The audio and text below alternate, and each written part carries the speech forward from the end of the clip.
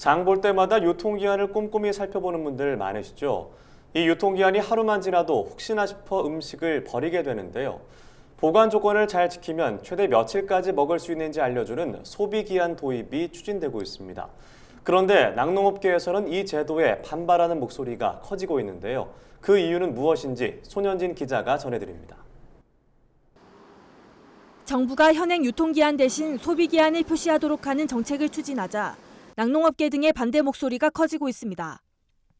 1985년 도입된 유통기한은 제품 제조 이후 소비자에게 유통과 판매가 허용되는 기한을 말합니다.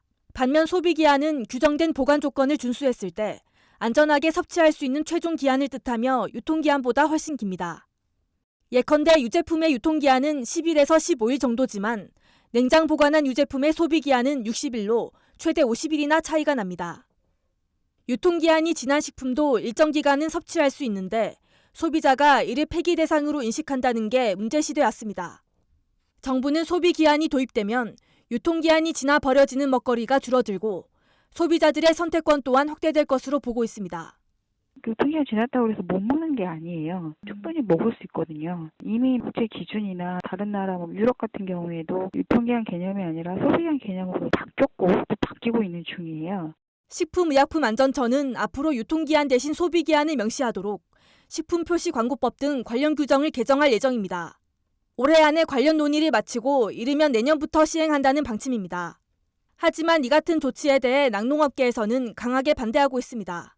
대다수 유통업체의 냉장관리 실태를 봤을 때 우유를 비롯한 신선식품 안전성에 문제가 생길 가능성이 높다는 겁니다. 특히 법정 냉장온도 기준인 0도에서 10도 이하를 지키지 않고 그보다 더 높은 온도에서 유제품을 보관하는 판매점도 많다는 지적입니다. 이에 소비기한 제도가 시행되면 우유 변질 사고가 빈번해져 국산 우유와 유제품에 대한 소비자 신뢰가 떨어질 수 있다는 우려가 제기됩니다.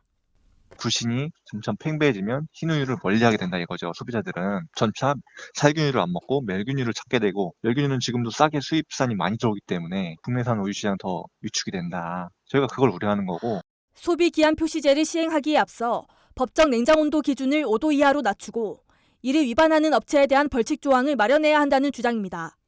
식품별 냉장온도와 보관 방법을 알려주는 소비자 교육이 필요하다는 요구도 나왔습니다. 제도 시행에 대한 찬성과 반대 의견이 교차하는 가운데 낙농업계의 우려가 현실이 되지 않도록 신중한 접근이 필요해 보입니다. MBS 손현진입니다.